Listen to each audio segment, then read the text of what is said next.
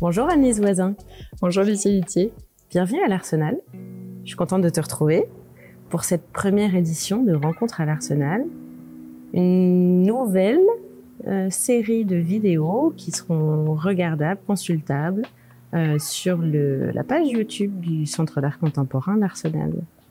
Et merci pour l'invitation. Je suis très honorée d'être la première de cette future longue série. Carrément honorée. Bon, alors on est ravis, c'est super. Annelise, j'aurais une première question parce que c'est pas la première fois que tu viens à l'Arsenal, c'est pas la première fois que tu viens sur nos programmes. Est-ce que tu pourrais nous rappeler la première fois que tu as mis les pieds à Dreux pour suivre un peu les parcours d'art contemporain qu'on propose? Alors la première fois que je suis venue à Dreux, c'était pour le vernissage d'une exposition autour des arts numériques dont tu vas me rappeler le nom. Inspiré, acte 2, art numérique. Exactement. En partenariat avec le Studio National du Frénois. Tout à fait. Donc, j'étais venue à cette occasion-là. Et en même temps, il y avait une exposition à la chapelle des anciennes étudiants des Beaux-Arts de Tours, notamment. Ouais. J'avais pu voir leur travail, puisque je les connaissais. C'était le dispositif Apparition. C'est ça. À la chapelle de l'Hôtel-Dieu, effectivement, un autre dispositif qu'on porte au Centre d'art. En or-les-murs, et cette fois-ci dédié aux artistes tout fraîchement sortis de l'école, comme une exposition tremplin, un accompagnement super. Donc j'étais venue les soutenir. Et je suis repassée il y a quelques semaines de cela, juste avant que l'exposition sur les arts textiles se termine, pour pouvoir en voir le contenu. Super. Avant qu'elle soit démontée. C'est chouette parce que tu viens pas de tout près. Tu fais à chaque fois 6 heures aller-retour Port-Velay-Noix. Parce que du coup, où est-ce que tu travailles? Où est-ce que tu vis?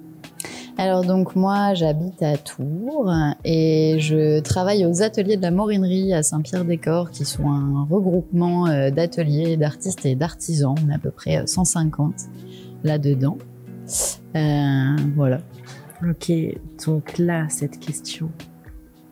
Annelise Voisin, qu'est-ce que tu fais dans la vie?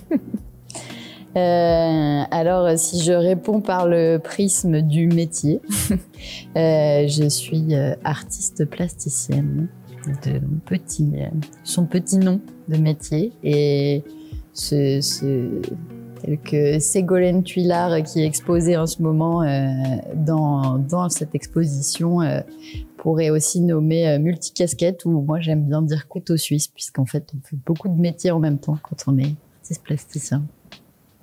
Ok, peut-être que tu pourrais nous en citer quelques-uns déjà? Quelques-uns. Alors on fait de la communication, on fait de l'administratif,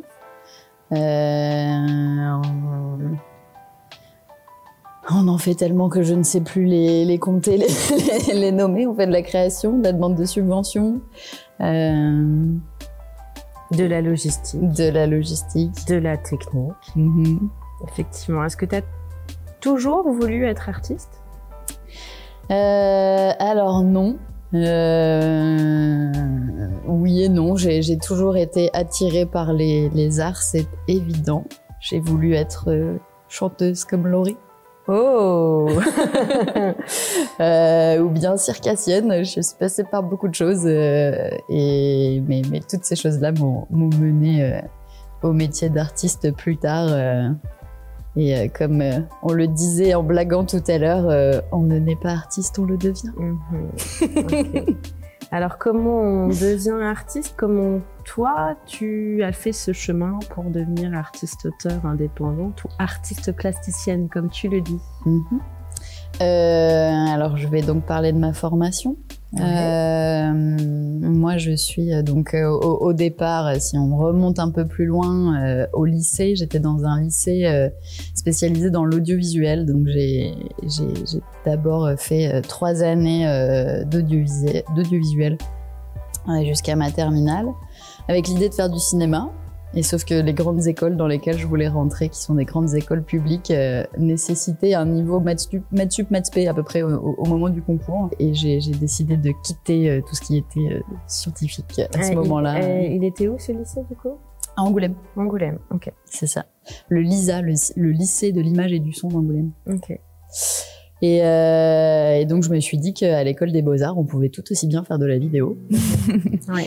Et j'ai donc fait 5 années. J'ai passé mon master à l'école supérieure qui s'appelle aujourd'hui d'art et de design, mais qui était à l'époque l'école supérieure des Beaux-Arts de Tours. Ok. Très bien. Et tu es diplômée de quelle année? 2017. Ok. Maintenant, on va rentrer un petit peu plus dans le vif du sujet, de ton univers, de ta pratique artistique, de ta démarche artistique. C'est un petit peu 3 choses différentes. Je te laisse répondre à quel angle tu as envie de répondre. Alors déjà, moi, je fais ce qu'on appelle de l'installation. Alors l'installation, qui est pas toujours un mot qu'on maîtrise ou qu'on connaît, c'est, enfin moi je le décris comme ça. En tout cas, c'est la définition que j'en donne. C'est un ensemble d'œuvres qui, par leur équilibre, leur interaction, c'est ça. Le trajet qu'on fait entre elles viennent raconter une histoire ou viennent faire passer une idée ou une pensée. Les installations que moi je fais, ce sont des évocations, je dirais, d'environnements domestiques, d'environnements quotidiens qui nous sont familiers. Je m'inspire beaucoup tant de mon histoire personnelle que des rencontres que je peux faire. Et de la culture populaire. C'est au niveau de, on va dire, mes protocoles, mes processus de création, si on peut les nommer comme ça, très arbitrairement. J'ai toujours dans mes phases de création une phase de récolte que j'appelle récolte, où je vais rencontrer des territoires, rencontrer des paysages, rencontrer des lieux des gens. Et à partir de toutes les informations que je vais récolter sur ce temps de rencontre, je vais venir ensuite faire une transformation de cette matière-là et puis venir ensuite à la création. J'ai pas de médium précis, je fais un petit peu de tout. Je peux autant faire de la photo que de la vidéo, que utiliser du textile avec de la broderie, que faire du dessin, de la sculpture, de la céramique, c'est aussi des tapis. C'est vraiment en fonction du sujet que je traite. Et comme je suis très axée autour de l'histoire de l'intime et de l'histoire du quotidien, il y a toujours un déplacement aussi des objets finalement qui font partie de nos vies, qui font partie de nos quotidiens, vers l'espace d'exposition. Ok, donc là, ces objets, en fait, tu les cites un peu comme des ready-made ou tu interviens dessus? J'interviens dessus ou je les crée. En fait, ça dépend. Alors je fais beaucoup dans les phases de récolte, il y a aussi, je vais aussi beaucoup dans des lieux tels que Emmaüs, les ressourceries, des endroits pour récupérer de la matière, récupérer des objets, qui sont aussi les objets que les gens ne veulent plus sur un territoire. Et pour moi, ça donne aussi... il y a aussi une histoire de nos territoires dans ces endroits-là, dans tout ce qu'on jette pour remplacer finalement, ce qu'on veut plus, mais alors que c'est encore fonctionnel, pour les remplacer par quelque chose de neuf. En fait, il y a aussi un peu l'histoire qui précède nos générations dans ces lieux-là. Donc je récupère beaucoup de ces objets sur lesquels je viens retravailler ensuite. Et je peux aussi en recréer de toutes pièces de moi-même. Je sais que du coup tu as fait une résidence en Norvège l'année dernière, qui t'a permis de découvrir un autre territoire. Comment cette rencontre avec un autre territoire du coup t'a nourri dans ton protocole, dans ta démarche artistique?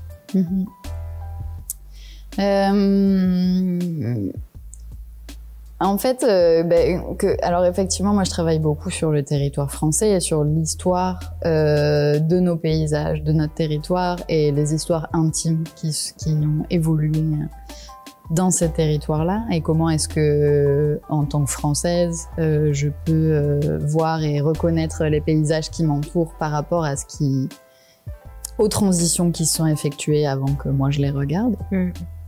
Et je suis le paysage norvégien, disons que je l'ai abordé aussi plus du point de vue vraiment d'une touriste en fait, de me dire là j'arrive quelque part, je vais rester 1 mois et demi sur place, ça me donne pas le temps de savoir quel est ce lieu, qui sont les personnes qui vivent là, pas poser un point de vue très arbitraire de dire de moi, de mes yeux, la Norvège c'est ça. Et du coup j'ai pris le parti de poser un regard de touriste et de récupérer un petit peu tout ce qui moi me semblait à mes yeux différé justement de ce que moi je connais.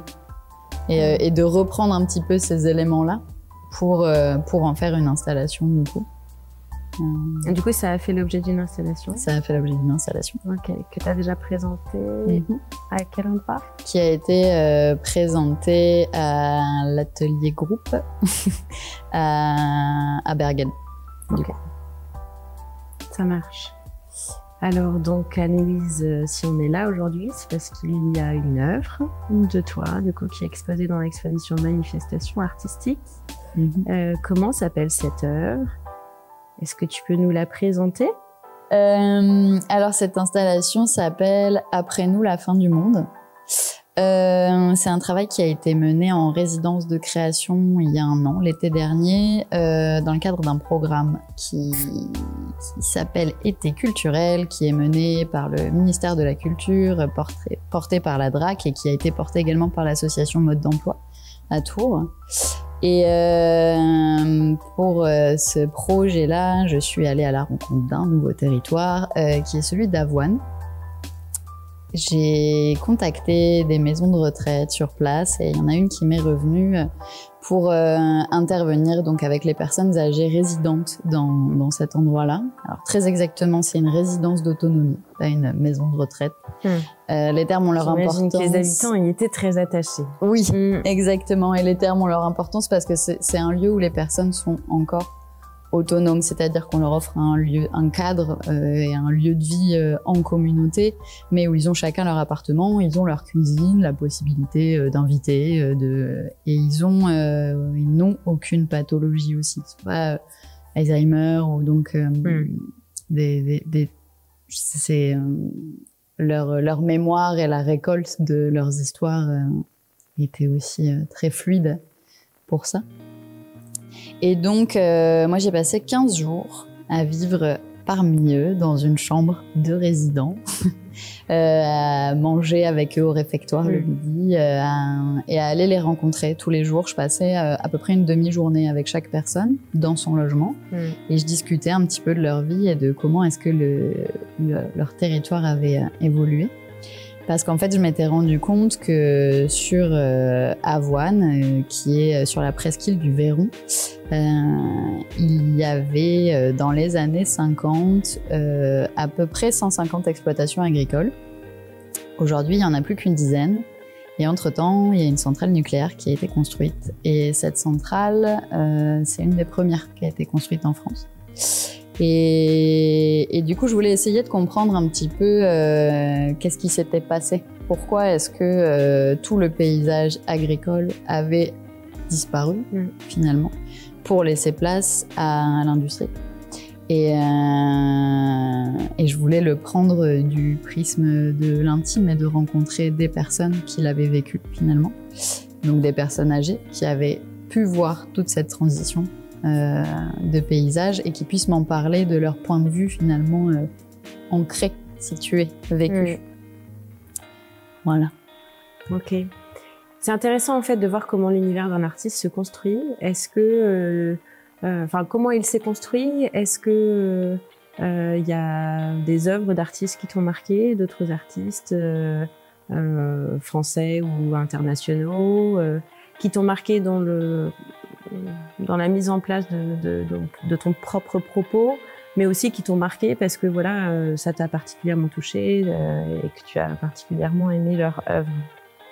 Alors, les artistes, on va dire, pour qui j'ai eu beaucoup d'affect dans la construction de mon travail, je vais remonter au temps de mes études.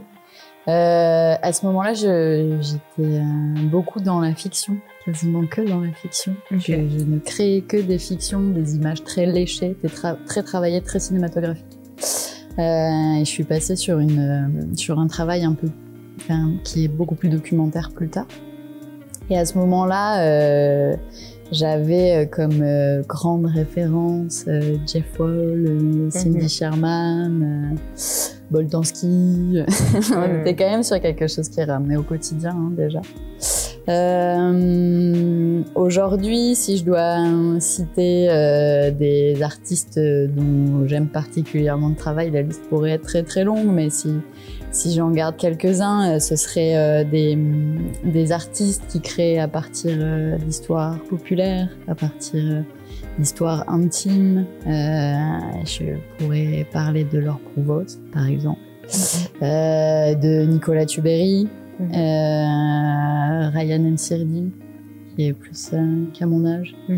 Et puis après, je peux, si j'élargis, si je recentre plutôt, je peux aussi parler de tous ces artistes qui me sont proches parce qu'ils me sont proches géographiquement et parce qu'ils m'entourent, parce que c'est avec eux que je discute quand je parle de mon travail. Donc, on pourrait tout de suite parler de Ségolène Kullard qui me fait face dans l'exposition et qui est quelqu'un avec qui on discute également de nos pratiques. Et puis on a des accointances, on va dire, pour nos pratiques. C'est certain. C'est certain.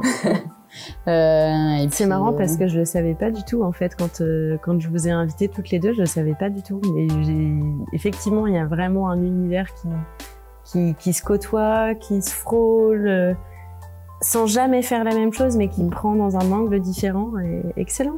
Tu vois, ça, je ne le savais pas. Alors maintenant, je t'ai parlé d'un petit jeu tout à l'heure. Faisons un petit jeu. Bonjour, je m'appelle Aliette, j'ai 8 ans, je suis en CE2 et je viens à l'Arsenal avec mes parents. Je découvre ton travail.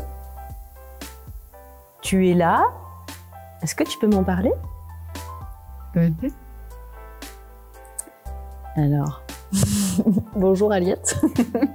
Bonjour madame.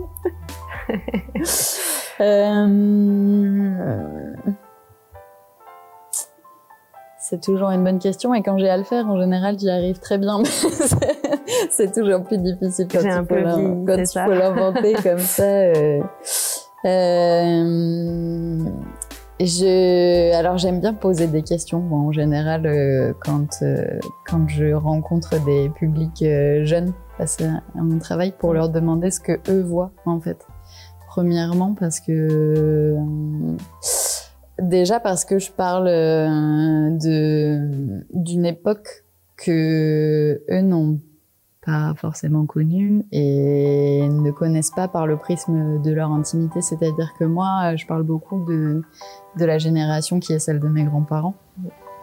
Donc qui pour eux est une génération qui n'est pas celle de leurs grands-parents. Non, qu'ils ont très peu croisé. Celle au-dessus qu'ils ont très peu croisé. Donc c'est aussi des intérieurs qu'ils n'ont pas forcément vu, connus. Mais Aliette, je pense que au-delà de te poser des questions et de savoir ce que tu y vois, je te raconterai que moi, ce que j'aime raconter finalement, c'est des histoires. Et que les histoires que j'aime raconter, c'est celles de personnes qui ont vécu et qui elles-mêmes m'ont raconté leurs histoires et qu'à partir de ce qu'elles m'ont raconté, j'ai pu récupérer leurs témoignages et essayer de faire en sorte de transmettre ce qu'ils ont pu me raconter. Parce que moi, j'essaye un petit peu de comprendre où est-ce que je suis aujourd'hui dans ce qui m'entoure, dans les paysages qui m'entourent, dans la société qui m'entoure, et que pour ça, je trouve ça plus facile de regarder derrière moi pour y trouver des réponses et d'essayer de savoir un petit peu comment les choses elles évoluent, et parce qu'elles évoluent très vite. Et que pour voir comment les choses évoluent finalement, des fois, regarder 50 ans en arrière et se voir à quel point c'était différent, ça permet de se rendre compte qu'en fait, les choses bougent et de voir comment elles bougent. Ok. Alors, j'ai toujours 8 ans. Tu racontes des histoires. Est-ce que tu passes par l'écriture? Oui. Je peux raconter des petits bouts d'histoire. Tiens, ça c'est les choses que je raconte en général quand je parle de ce travail-là. Donc ça c'est l'édition, c'est un journal que j'ai fait quand j'étais en résidence. Un des objets qui a été créé parce que là-bas, entre autres, par exemple pour l'histoire de cet objet, c'est que à la Baronnière, qui est le nom de la résidence d'autonomie où j'étais, ils avaient toutes les semaines le journal de la Baronnière qui sortait avec des petites blagues, des news, voilà, que leur faisait le personnel de la Baronnière. Et donc toutes les semaines, il y avait un moment où on se réunissait et il y avait la lecture du journal. Et donc j'ai voulu faire mon journal de la Baronnière. Et par exemple, dans les petites histoires qu'on a pu me raconter, je vais en raconter une ou deux que j'aime bien. Et il y a celle-là, qui est celle de Madame Bonnet. Madame Bonnet qui était elle était un peu renfrognée, Madame Bonnet. Elle faisait tout le temps un peu la tronche. Okay. Et elle me racontait, moi, j'aime pas les chats. J'ai eu des chiens. Ah si, j'aime bien les chiens. Mais les chats, j'aime pas. Je sais pas pourquoi. Mais enfin, autant te dire, hein, dans le temps, les chats, ils pêchaient des souris. Mais maintenant, les chats, ils pêchent plus rien. Alors, c'est à pas comprendre. Moi, je dis, il n'y a plus que la nourriture. Ils sont bien nourris maintenant. Ils ont des granulés, ils ont ceci, ils ont cela. Dans le temps, il n'y avait pas tout ça. Voilà, des petites histoires comme ça. Je pense que on deviendra tous Madame Bonnet un peu à un moment. Hein. C'est possible. Hein. C'est possible. T'en as une autre? J'en ai une autre que j'aime bien parce qu'elle me... Elle est d'un monsieur, parce que j'imagine que tu as reçu autant des dames que des messieurs. J'ai celle, effectivement, de ce monsieur. Alors, c'est quand on rencontre des personnes âgées, il y a des histoires plus drôles, comme les chats. On n'aime pas les chats. Et il y a des histoires plus tristes, mais qui finalement nous montrent un petit peu aussi, nous racontent un peu ce que c'est que la vie. Donc j'ai celle-là qui me touche beaucoup. On aurait eu 60 ans de mariage au 1er juillet. Tantôt, j'allumais la télé avec elle. On commençait par des chiffres et des lettres, slam et question pour un champion. Et on était tous les deux. Puis, elle est partie. Elle est heureuse. Je serai à côté d'elle, il y a ma place. Voilà la fin d'une vie. Et la fin de vie, c'est triste. On me l'avait dit, mais c'est vrai. Alors, comment il s'appelle, ce monsieur? Ah ouais. Quant à moi, je vais pouvoir te le dire tout de suite. C'était Monsieur Tafono qui m'a dit ça. Ah oui, et j'ai vu, c'est chouette parce que dans la vidéo que tu présentes dans l'exposition, parce que du coup dans cette exposition, alors rappelle-moi le titre. Après nous, la fin du monde. D'ailleurs, après nous, la fin du monde, c'est une phrase de Monsieur Tafono. Ah, quand même, c'est drôle. C'est une citation de Monsieur Tafono qui, à la fin d'une de nos interviews, m'a dit et puis après nous, la fin du monde. Et je me suis dit bon. C'est excellent. Merci. En fait, c'est chouette parce que dans ces relations que tu crées avec les gens, il y a vraiment cette idée de passeur de témoignages, passeur d'histoires. Et c'est vrai que tu les cites non pas comme voilà des figurants, tu ne piques pas leurs histoires, en fait, tu parles avec eux et c'est comme si on te donnait en fait une petite boîte avec quelque chose dedans et que t'en prenais soin et que tu le transmettais à d'autres gens et jusqu'à ce que voilà, la vidéo qui est présentée, on les entend, on les voit pas, on les entend, on parcourt le paysage et puis à la fin, ils sont tous cités. C'est vraiment très chouette. Alors, maintenant, je suis un visiteur très pressé, qui n'a pas le temps de venir à Dreux pour voir l'exposition, qui n'a pas accès à des images, ou alors je suis malvoyant et je ne vois pas concrètement ce que tu as fait. Si uniquement par l'oralité, comment tu pourrais décrire justement toute cette émotion en fait qui transpire dans cette œuvre? Et ben, si je peux revenir sur ce que tu disais juste un tout petit peu avant et reprendre des mots que tu as dit, effectivement, pour moi, ce qui est important dans mon travail, c'est la question de transmission. Et finalement, mon travail, il résulte d'une espèce d'urgence. Une urgence à me dire qu'il y a des choses qui disparaissent en ce moment. Et que ces choses qui disparaissent, c'est maintenant ou jamais pour les récupérer ces récits, récupérer ces histoires. Et je réponds à ta question juste après, mais je voulais rajouter aussi que effectivement, les noms des personnes qui sont à l'origine des rencontres avec qui je parle et dont je m'inspire pour mon travail, sont toujours cités, mais effectivement, il y a rarement leur visage, il y a rarement leur prénom.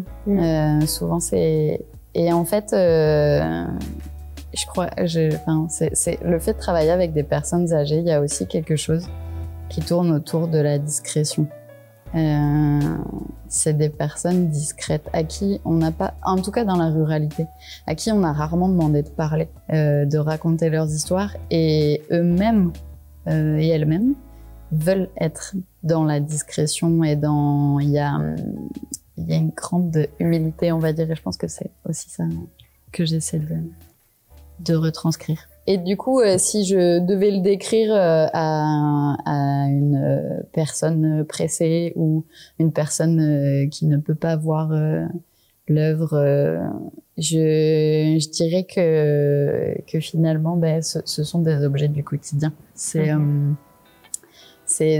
un peu comme une reproduction d'un espace quotidien, d'une maison. On y retrouve des meubles, on y retrouve des cadres, on y retrouve des serviettes de table, on y retrouve une porte de frigo, une télévision, et c'est une réappropriation de tout ce qui nous entoure finalement dans le quotidien, pour voir où est-ce que se situent ces petites histoires-là du quotidien, et pour qu'on puisse reconnaître aussi les espaces qu'on regarde. Moi, j'aime bien que quand quelqu'un... j'espère que quand les gens voient mon travail, ça les renvoie à des espaces qui les rassurent, ou en tout cas qui connaissent, qui ne soient pas perdus. C'est vrai qu'on a l'impression un peu vraiment d'entrer dans une maison de quelqu'un qui aurait 90 ans, 80 ans, 100 ans, et dont on aurait fermé la maison et dont on n'aurait pas réussi à se partager les meubles, et en fait tout est resté là. La famille aurait sanctuarisé un peu cet espace domestique là. C'est vrai que ça marche vraiment, ça marche très bien. Maintenant, je suis collectionneur. J'ai envie de soutenir ton travail, j'ai envie d'acheter ton œuvre. Combien coûte-t-elle? Et comme c'est l'évocation d'un espace domestique, comment je peux l'installer dans mon propre espace domestique, qui n'est du coup pas un espace d'une dame de 80-90 ans, 100 ans. Alors, c'est toujours une question un peu complexe quand on fait de l'installation, la question du coût, puisque c'est toujours la question de est-ce qu'on vend un ensemble, est-ce qu'on vend pièce par pièce, est-ce qu'on vend ensemble de pièces par ensemble de pièces. Donc les coûts d'une installation peuvent être très multiples.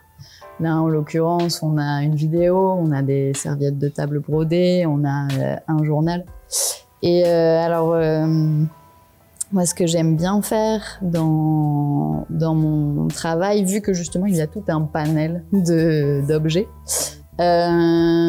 c'est si on parle pas, par exemple, de l'acquisition complète de l'œuvre, par exemple, par une institution, mais qu'on parle de l'acquisition d'objet après objet.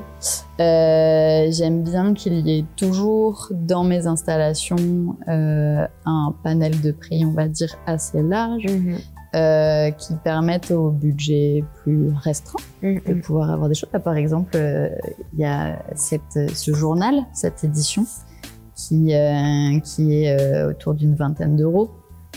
Et après, on peut aller jusqu'à l'installation de la cheminée complète avec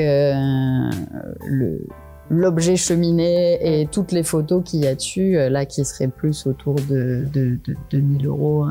Ok. La serviette, par exemple, une des serviettes. Colle. Il faudra revenir. Et d'ailleurs, vous allez voir s'afficher l'Instagram d'Agnès Voisin. Vous pouvez me contacter. Là. Super, merci beaucoup d'avoir joué à ce jeu de l'interview. C'est super. Merci. Avant de nous quitter, tu as accepté de venir à Dreux, au Centre d'art contemporain L'Arsenal, pour y faire une résidence de territoire. Merci beaucoup. On est ravis de pouvoir relancer ces dispositifs d'accompagnement d'artistes. Merci à la région Centre-Val de Loire d'avoir eu cette bonne idée de mettre en place un festival pour la création du territoire qui s'appelle Archipel. Et donc tu viens en résidence pendant l'exposition. Raconte-nous, qu'est-ce qui va se passer? Alors donc je serai effectivement là sur une durée totale d'1 mois répartie en 2 temps. Donc je serai là les 2 dernières semaines de novembre et les 2 semaines du milieu de décembre, si je ne dis pas de bêtises. On remettra les dates. Je travaillerai dans l'espace où nous sommes actuellement en train de parler. Donc à vue. Un atelier ouvert pour lequel je vais rencontrer des drouaises et des droués, des personnes âgées, pour que ces personnes-là me transmettent, me racontent leur vie à Dreux, leur expérience ici.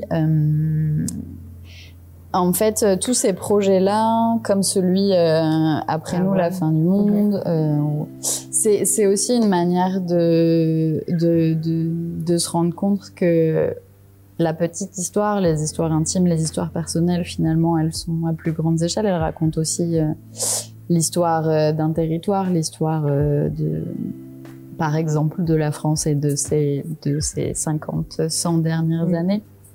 Et par exemple, parler d'avoine et parler de l'évolution d'un territoire rural vers l'évolution d'un territoire industriel, je parle d'avoine et de personnes qui ont vécu là-bas, mais je parle finalement de beaucoup de territoires, pour parler de manière située en France en tout cas, et de paysages qui se sont modifiés.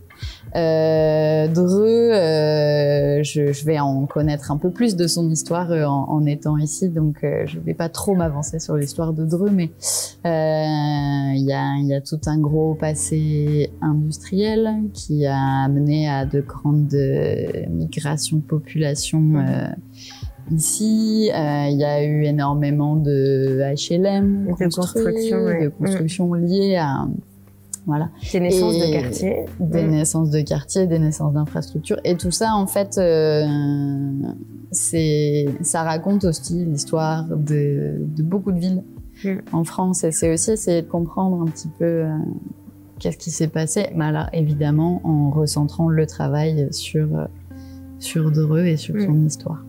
Et je ne sais pas à quoi ça ressemblera, parce que tout viendra des rencontres. Dans mon travail, tout vient toujours des rencontres, et la suite en découle. Ça doit être un peu excitant, non? De se dire, allez, je suis à un endroit, je vais rester attentive à ce qu'on me dit. En fait, comment tu te sens? Pour rebondir là-dessus, c'est excitant, ça fait peur, parce que quand on part avec les histoires des gens, de personnes qu'on rencontre, il faut en prendre soin, et ça fait toujours peur de ne pas être à la hauteur dans la retranscription. Alors pas forcément à la hauteur, mais dans l'idée que Ouais, c'est ça, de prendre soin et d'être capable de rendre les histoires leur juste valeur aux histoires. Et peut-être juste, moi, c'est quelque chose qui est important pour moi. Il y a un mythe qu'on a de l'artiste plasticien ou l'artiste plasticienne qui vit, qui travaille, qui fait tout, du génie un peu artistique, seul dans son atelier, qui ne voit personne, qui est seul avec son œuvre, qui travaille jusqu'à 3 heures du matin toutes les nuits en peignant. C'est pas vrai. Mais alors il y en a, hein. Et c'est très bien pour elle, mais moi j'ai envie que l'art tel que moi je le conçois soit vecteur de rencontres. Et en fait jusqu'à présent le fait de produire en rencontrant des personnes et grâce aux témoignages, ça m'a aussi permis des rencontres incroyables que j'aurais jamais pu faire autrement. Et c'est aussi aller vers les gens pour que l'art aille vers les gens et que les personnes viennent vers nous. Et c'est très dans important. Un échange humain, en fait, sans frontières. Ouais. Évidemment, ma mère est assistante sociale et mon père médecin généraliste de famille, un peu à l'ancienne, qui prenait 3/4 d'heure avec chaque patient. Donc je pense que j'ai un peu hérité. C'est des beaux gènes. du côté social, j'espère en tout cas. Super, merci beaucoup. Donc, dans ce nouveau format d'édition, tu as dit c'est important de faire du lien avec les gens. On a plusieurs personnes qui sont là aussi pour écouter les rencontres à l'Arsenal en direct. Est-ce que peut-être vous avez des questions à poser à Anne-Lise? On a la chance de la voir ici. Bonjour Anne-Lise. Moi je me demandais, du coup, merci pour ta présentation. Sur quoi est-ce que tu travailles en ce moment? Quels sont tes projets à venir? Alors le gros projet en cours et à venir, c'est un projet qui s'appelle Tour de France de la famille. En tout cas, c'est le nom provisoire que j'y ai donné. Je fais beaucoup. Alors quand je fais pas des résidences ou des interventions auprès de public comme ici, les projets que je fais sont des projets au long cours qui prennent beaucoup de temps. J'ai fini il y a peu de temps un projet qui s'appelait Demain il fera toujours bleu, d'un soleil brûlant qui ne sera pas présage d'été. Bien, merci pour les médiateurs qui vont en parler de ton travail. Oui. Et qui est un projet que j'ai fait sur la ferme de mes grands-parents, que j'ai entamé en 2019 quand j'ai appris que mon grand-père avait un cancer et que ma grand-mère débutait un Alzheimer. Et du coup, justement, sur cette question de l'urgence de choses qui vont disparaître, je suis allée sur place, j'ai récolté beaucoup d'informations qui sont devenues une installation assez importante dans mon travail. Et aujourd'hui, je suis en train de travailler donc sur le pan inverse de ce travail-là. Donc là, cette ferme de mes grands-parents, c'était du côté maternel de ma maman. Et donc là, je suis en train de travailler sur l'histoire de mes grands-parents du côté paternel, qui sont tous les deux décédés. Et du coup, j'ai fait un gros travail de récolte de témoignages auprès de mes oncles et tantes pour avoir tout un tas d'informations autour de mes grands-parents. Et les premières questions que je leur pose, elles partent justement toujours autour de l'objet, de quels sont les objets qui sont dans votre maison aujourd'hui, qui vous ont été redistribués après le décès de vos parents. Parce que donc après leur décès, il y a eu ça, de transmission de plein d'objets qui sont allés dans plein de maisons. J'en ai dans la mienne d'ailleurs. Et donc c'était ce point de départ-là. Et c'est un projet que je fais en lien. J'ai sollicité ma cousine pour qu'elle travaille avec moi sur ce projet. Elle est travailleuse sociale. Elle vit à Montréal. Et du coup là je pars dans 2 jours à Montréal la rejoindre pour qu'on entame la suite du projet. Donc là on a fait toute la partie récolte où elle était avec moi tout du long pour avoir un point de vue autre que celui d'une artiste aussi sur ces temps-là. qui sont des temps forts émotionnellement, parce qu'on va parler à des personnes qu'on connaît, de notre famille, du décès de leurs parents, donc c'est pas rien. Et du coup, là, on va commencer toute la phase de création. Donc, et ça, c'est un projet qu'on a commencé en été 2022 et qui, je pense, sera fini d'ici un an. Comme ça. Voilà. Et pour ce projet, tu as obtenu des financements, du coup? Et pour ce projet, merci, j'ai absolument obtenu des financements de la part de la Direction régionale des affaires culturelles de la région Centre-Val de Loire. Tout à fait. Voilà. Aide à la création. Aide à la création. Super. Exactement. Merci beaucoup. Merci de t'être prêté à ce jeu. Et merci de m'y avoir emmené. Ok, à bientôt. Premier jour de résidence? Le 14 novembre. C'est parti. Eh bien, à bientôt pour une nouvelle émission Rencontre à l'Arsenal. À bientôt pour se rencontrer, peut-être en chair et en os quand je serai ici. Avec plaisir.